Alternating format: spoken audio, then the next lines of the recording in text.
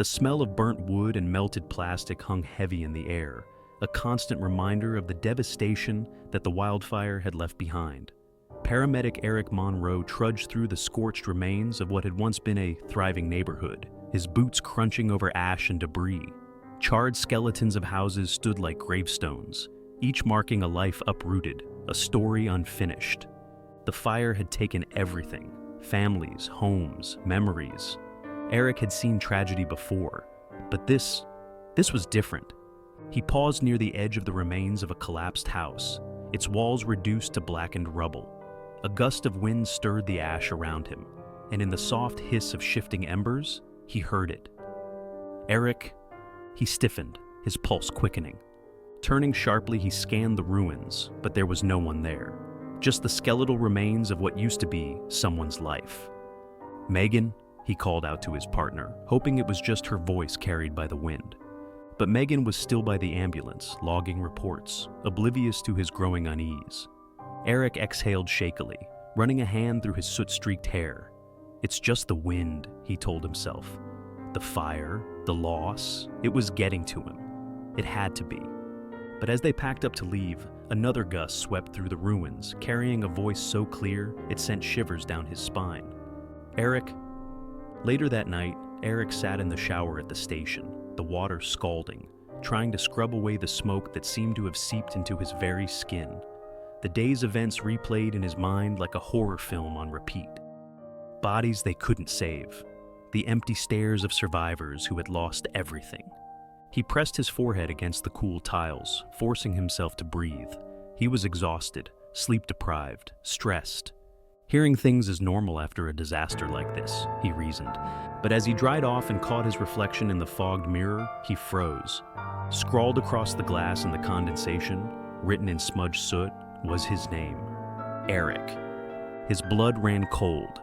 He stared at it, heart hammering against his ribs, backing away slowly. Then, with a shaky hand, he wiped the mirror clean and muttered to himself, "You're just tired. It's stress." But the uneasy feeling clung to him long into the night. Days passed, and the whispers didn't stop. Every time he returned to the fire site, they were there, growing louder, more insistent. Sometimes they sounded desperate, pleading. Other times, they were accusing, laced with anger. "You should have saved us. It's your fault." He tried to push it aside, burying himself in his work, but the guilt gnawed at him like a parasite. His hands shook when he filled out reports. His chest tightened every time he passed the mass casualty zone, where the charred remains of families had been found huddled together in their final moments. "You're not sleeping, are you?" Megan asked one evening, watching him with concern over their dinner at the station. Eric forced a tired smile. "Just processing everything, I guess." "Talk to someone," she pressed, "before it eats you alive." He didn't argue. A week later, Eric found himself sitting across from a psychologist, staring at the floor as he explained the whispers, the weight pressing on his chest, the nightmares that woke him drenched in sweat. The psychologist listened, nodding thoughtfully. "It's not uncommon," she said gently. "You've been through something traumatic. Sometimes our minds hold on to guilt in ways we don't understand." Eric swallowed. "You think it's just guilt?" She smiled sadly. "I think your mind is trying to reconcile the lives you couldn't save with the ones you did. And sometimes, exhaustion can make it feel very real."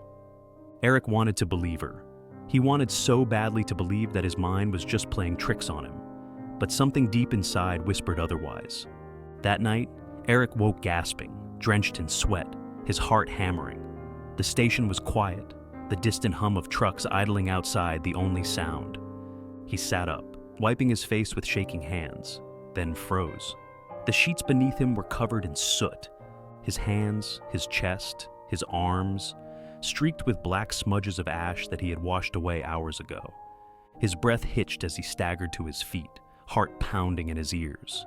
He rushed to the bathroom and flipped on the light, his reflection staring back at him in horror. His name was written on his chest in soot, scrawled like a desperate plea. Eric. A shiver raced down his spine, and he backed away, panic clawing at his throat. The whispers returned, louder this time, echoing in his ears, filling the room with their ghostly murmurs. You left us. You didn't save us. Eric stumbled back against the wall, pressing his hands over his ears, but it didn't help. The voices grew louder, angrier, until the lights flickered and the air thickened with the scent of burning. Desperate, he gasped.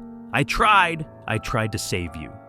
The whispers stopped, and in the suffocating silence, he heard a single voice, soft and sorrowful. We know. Tears blurred his vision as he collapsed to his knees, shaking. The next morning, Megan found him sitting outside the station, staring at his hands, his fingers still faintly smudged with soot. You okay? She asked softly. Eric looked at her, his eyes hollow. I think they just wanted someone to listen. Megan frowned. Who? He didn't answer. Instead, he stood and walked toward the sunrise, feeling the weight of unseen eyes watching him. The voices weren't gone, not completely. They whispered when the wind shifted, called to him when he passed the ruins. But now they sounded softer, less angry, more like they were finally at peace. Some fires never truly die, some voices never fade, and sometimes the ashes carry more than just memories. If you have enjoyed the story, please do like and subscribe.